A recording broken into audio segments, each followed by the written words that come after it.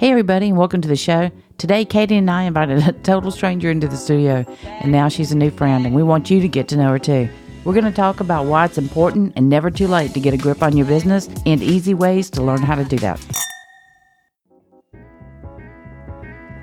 Hey, I'm Karen. I'm a former CPA, entrepreneur, business consultant with big ideas, and I'm the mom. I'm Cadie. I'm a payroll specialist, business owner, and detail-oriented person that makes things happen, and I'm the daughter. Welcome to Cheers to Business. Good morning. Please introduce yourself. My name's Jamie Tapia, and my husband and I own a material handling equipment company, which basically what we do is we provide everything you need to handle your product within a warehouse. So from pallet racking to the docks and doors, conveyor systems, down to tape and stretch film, basically everything you need for the distribution industry. I've never even thought about that, that was a need. It's everywhere. Now you'll see it everywhere. You'll be driving down the street, you'll see a roll-up door, or you'll be in Sam's and you'll see pallet racking. You see it. It's kind of like when you're pregnant. You see everybody pregnant. Yeah. When you do it, you notice it. Yeah, but once people learn about it, they say, oh my goodness, that's everywhere. I've got a really strange question for you. Do you have family that does fireworks on Fall River That's on us. July 3rd? I'm across the river. Oh my I have the most gosh. perfect seat. You know, That's my family. That's me. That's my husband. Okay. His brother. in KDLD is Billy Bodan. Absolutely. That's my sister. My brother-in-law is Billy. Cutest baby ever. Yes, William. Billy's crazy. My nephew. Billy's crazy. Yes. Okay. That's But- okay. We are too. You know the big 3-story house? Yes, absolutely. That's not my house. Look right. The normal house, that's us. Okay, yes, absolutely. Yeah. That's us. Do you like our fireworks? Tell your in-laws, thank you. It was, that started with my wedding because we had our wedding reception out there on the yard, and my husband decided our reception was like June 28th. And so he said, oh, it's so close to the 4th of July.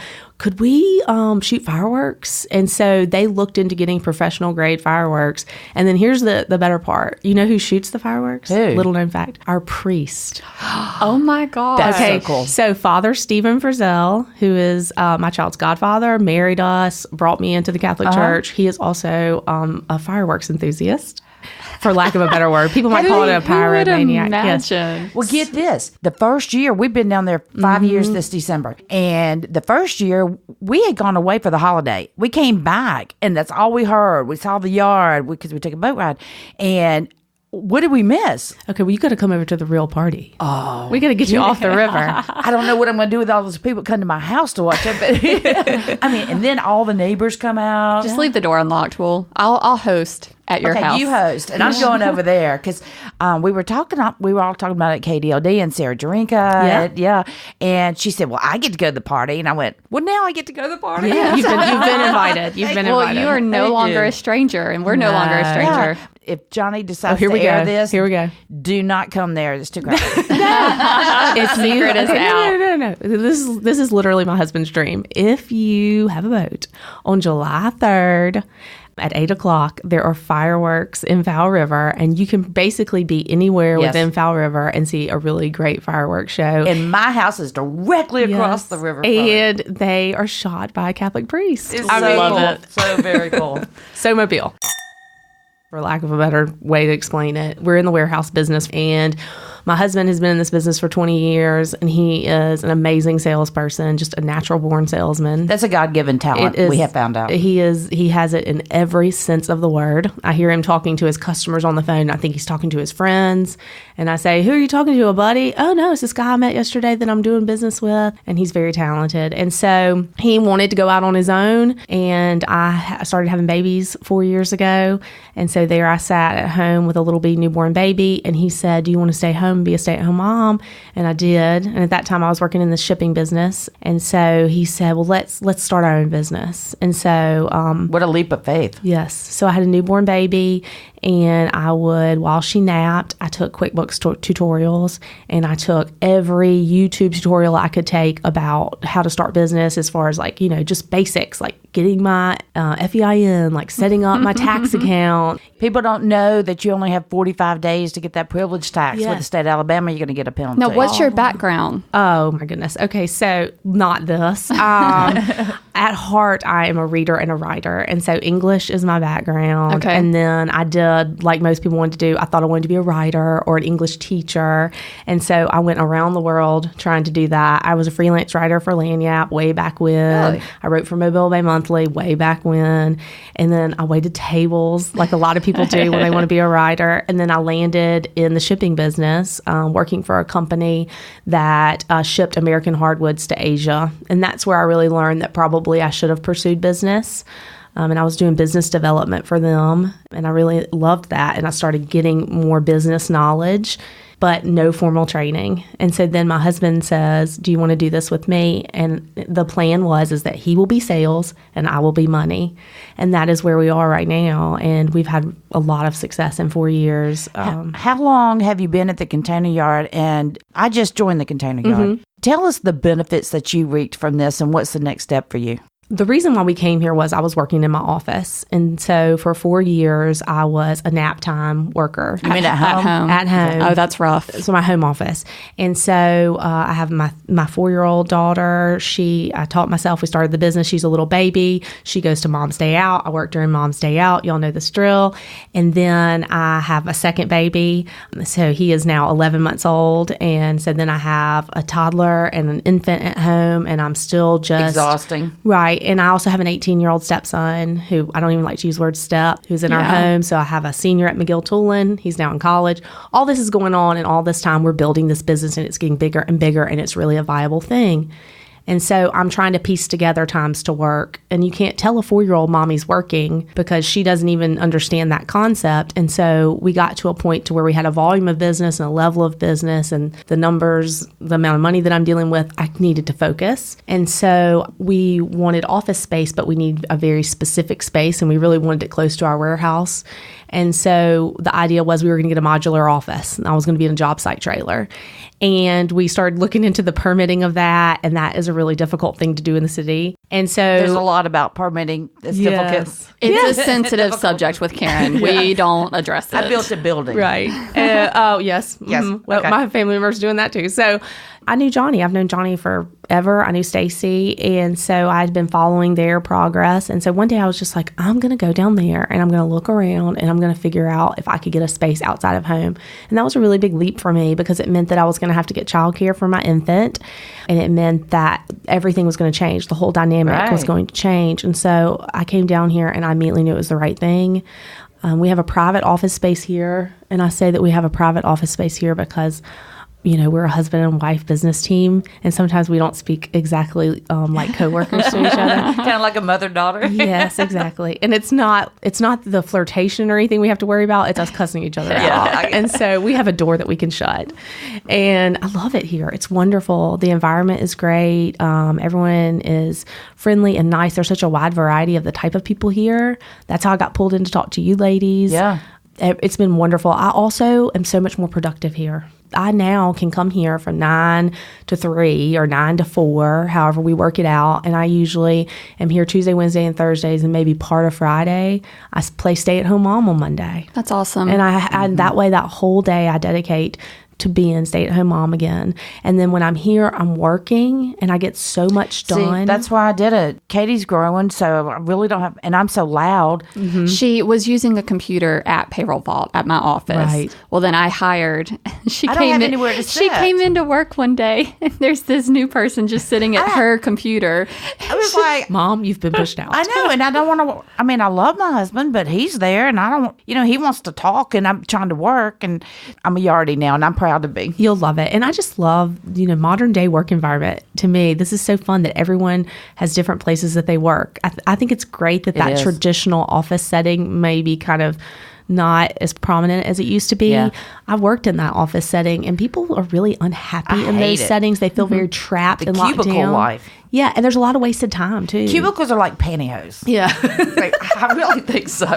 Well, there's a lot of wasted time too. You have to be there from 8 to 5, but really if you were really working super hard and super focused, you could do that amount of work in much less time. I think people appreciate not talking to each other here. That makes sense because you feel the water cooler chat. Yes. I don't want to talk to you. I don't care how your weekend was, Because they just have so much time. Well, and you're not dying to get away from your desk. No. You're working and you enjoy working. Somebody asked me the other day, what do you do for fun? What's your hobbies? And I'm like, work. And they're like, oh, that's so sad. I'm like, I love my work. No, it's a choice. We do too. We still work at home at night. A lot of times after the kids are in bed, we sit together at the bar and we, Speaking of work a bar, side by side. I was in a bar last night. Bars.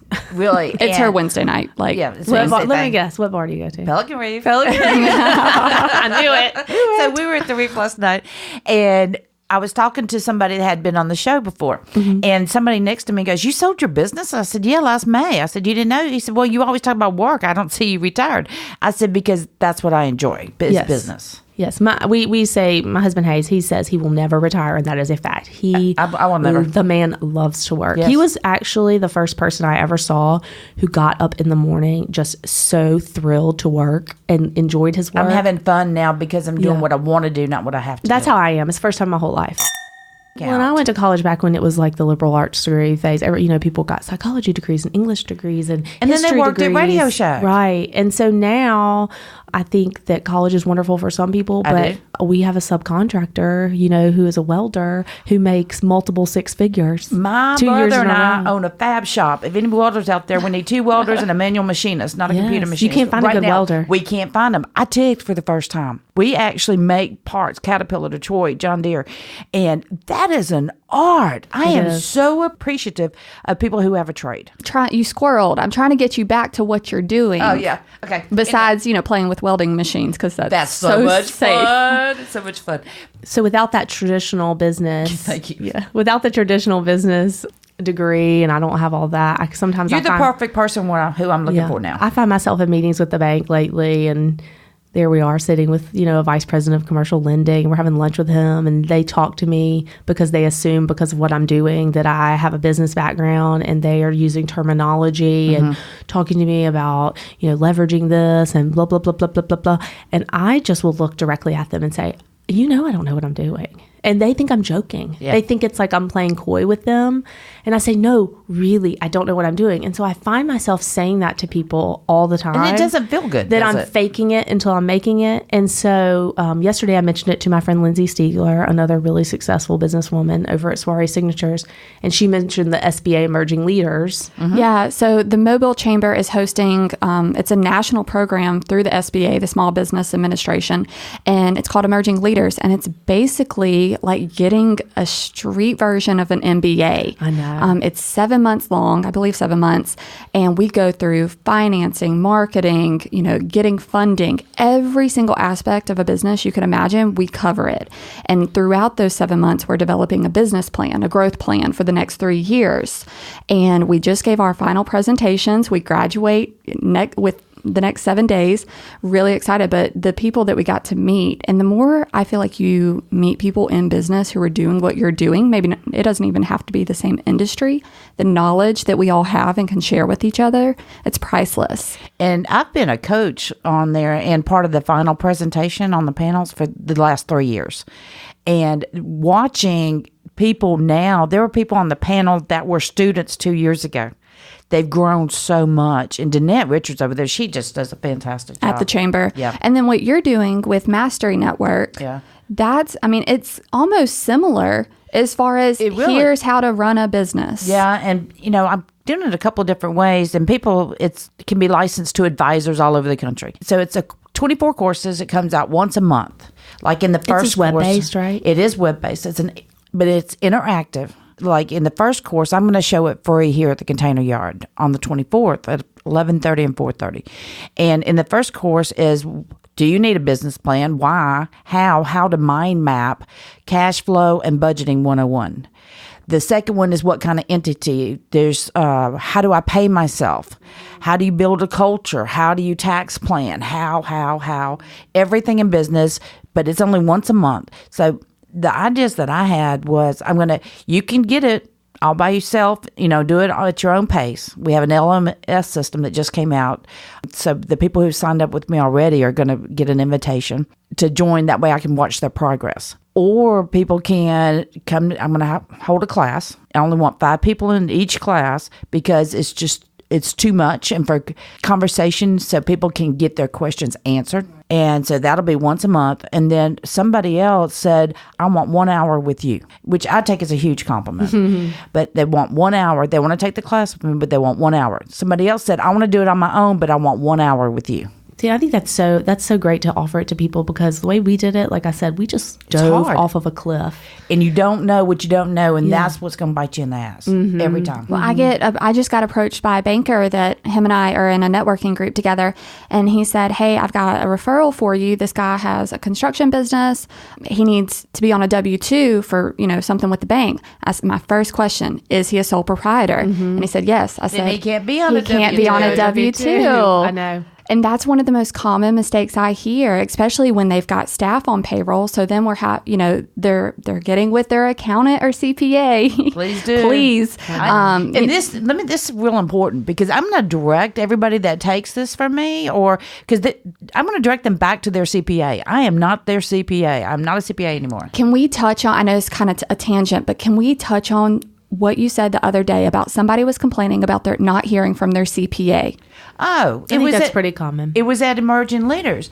Well, and he said, well, I haven't heard from my CPA, because I was saying you need a long-range plan. And he said, well, I hadn't heard from them. I said, did your doctor call you today to ask you how you're feeling? He went, well, no. You have to reach out. I said, then why does your accountant? They don't know you need them.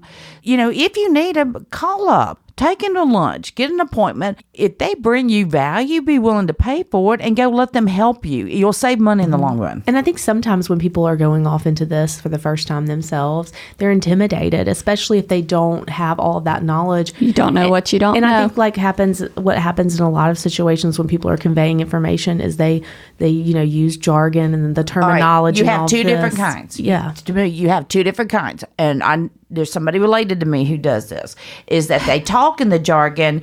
I think that they want us to know how smart they are. Okay, that's one version. The second version is they really don't know how. They don't know how to dumb it down. They're just not a natural teacher. Then they're not a natural teacher. It's the people who can dumb it down and explain it like somebody needs to hear it. I tell you what, there's one client, I love her. Well, ex-client. I still love her. We might just find out why she's ex-client. No. It's because I sold. I retired. Okay. No, she will say, when I would say something, she'd go, ask me that in a different way. Try that, because I so appreciated that, because I wanted her to know what I was saying, but I didn't say it exactly like she needed to hear it. So that was her way of letting me know. Can you say that in a different way? Right. She didn't feel dumb, because it just wasn't the way she needed to hear it. And I'll say one thing that happens to people is when they run into these kind of obstacles where they don't understand what's being said by the accountant, or they feel uncomfortable asking. I have friends who have small businesses right now. They just turn it over and they become completely hands off, which I think is also a bad idea. I said for years, I wanted to put up a billboard, let me take care of all your crap. Right. And people were happy to do that. Oh, no, I mean, like, they just don't even check in. They just trust someone totally. And I think that could, you need to have some knowledge to be able to understand that what they're doing is the right thing for you, and that you agree to it. Totally agree. There's one course on KPIs, Key Performance Indicators. All right, what are they? You need to know. You can't make business decisions if you don't have your hands in your stuff. I mean, you got to have that mud pie in your hand before you can throw it, because how do you know which way the wind's blowing as far as either the economy, your cash flow, rising prices? I lay awake at night thinking about these things that you're saying right now. Sometimes, just because about the forward planning, and right now we're making hay because the sun's shining, but I'm afraid the sun's going to stop. It's going to go down. It's coming. It's going to go down, and if people don't put enough back, So if I can teach as many people now, I think it's going to be easier, and it might not be so dark when the sun goes down. Right. I like the way the conversation's going right now. And if I can help instill that knowledge, because I just like to grow, build, and make. It doesn't have to be my business. I just think the climb of the success is just... That's your why. That's my why. So you love podcasts. Love them. What's some ones that you like? You got some time? I'm always listening to kind of like whatever's the latest and greatest because I like to talk to people about whatever, the buzzworthy ones. So right now I'm listening to Curious Mr. Epstein. I haven't heard of that one. So it's a Wondery series that's out on Jeffrey Epstein. They have some pretty particular ideas about why he killed himself and why things went the way they did with him. Oh, interesting. So I won't ruin it for people because a real podcast lover won't ruin podcasts for people. And then, I've listened to I like long form podcasts. So I want to listen to one that's telling a story over time. And I like, I started with S-Town probably. That's where I got really on fire for them. And nothing has ever touched S-Town for me. But I listen to business podcasts too, and I listen to a lot of like personal development stuff. And you said you've listened to ours. I have. I listen to my buddy Ray Weinshanker. Oh, yes. Of course. I just saw him at Donkey Market. I heard him. I was looking at the wine, and the tables that she has there now for people to hang out and just enjoy. I heard his voice, and I was like, I think that's Ray. Yeah. That's how it happens. You'll be it. somewhere and you hear it across the room. I was in Butch Cassidy's last Saturday, and I was like, oh, it's Ray. But I also listen to a lot that I think are like inspirational for moms, or either you feel like you can find someone who is in the same place as you are. So I listen to the Lazy Genius podcast, is one of my favorites. If you haven't heard it, I haven't.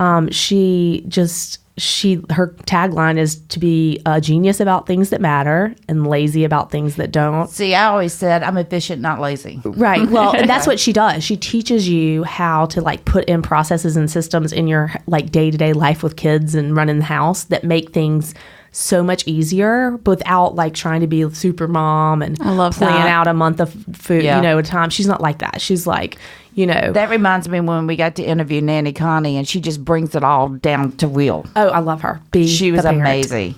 I say that to myself. I'm just like, just be the parent. It's hard. Even when you're older, it's hard. Mm-hmm. So I think podcasts are so great because they help you kind of with that lifelong learning to me. So I can listen to podcasts, and I can listen to something about current events, and I can listen to usually a more in-depth story than I can get from the poor news reporting that we have these days. And then I can also listen to things that are personal development. I can listen to other mothers. I can listen to ladies in business like y'all. Or mindless entertainment. It's got everything. Dr. Love. What was it? What was the Wondery one about the Dr. Death? That one was kind of like pure entertainment. I have a confession. One of my favorites is Bumblebutt podcast. Oh, Bumblebutt. I'll look up that one. It's 3 guys, and they're up north. They're younger. They talk like sailors. They're just in their living room. I need to put my AirPods in. Put your plugs in. But they're so funny. It's friends. It's like you in high school sitting around, but they're not in high school. They're out. Yes. And they have day jobs, but then they tell stories of serial killers and true stories that happened like in the 16th century, 17th century.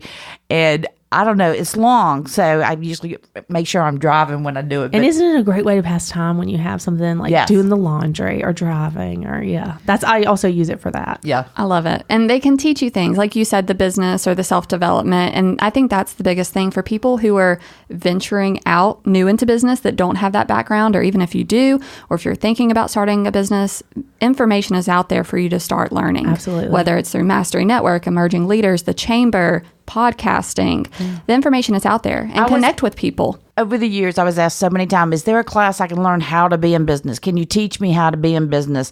And now there is. And I've been looking for that for 25 years to help people, because you cannot sit in one sitting and tell everybody how to be in business. It's a process over time. Now, speaking of that, what's next for you guys? We just recently got the street frontage right in front of our warehouse space. So we're over at 2616 Old Shell next to Kittrell Auto Glass, and we're renovating the building. We hope to be in a month. Y'all know how renovations go. Oh, gosh. Oh, yeah. And so how do people, if they have warehouse needs or shipping needs, how do they get in touch with you? We're at portcitymobile.com. So you're graduating from Container Yard. I know. I'm going to be a former yardie. But they say once a yardie, always a yardie is what I heard. So. Okay.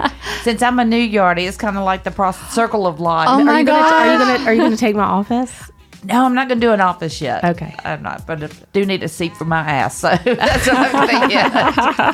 Thanks, lady. All right, well, cheers to meeting new friends. Cheers to meeting y'all. It was great. And now, I'll see you on 4th of July, 3rd of July. 3rd of July. I'll be there. I'll be there. We want to thank you for listening today. And please go subscribe, iTunes, YouTube, iHeartRadio app. Rate and review us because we want to share the knowledge. Share it with a friend. We'll see you next week. Please be sure to subscribe to Cheers to Business podcast on iTunes or anywhere else that you get your podcast. Visit our Facebook and be sure to give us a like. And if you have any questions or topics you'd like us to discuss, shoot us an email from the website cheerstobusiness.com.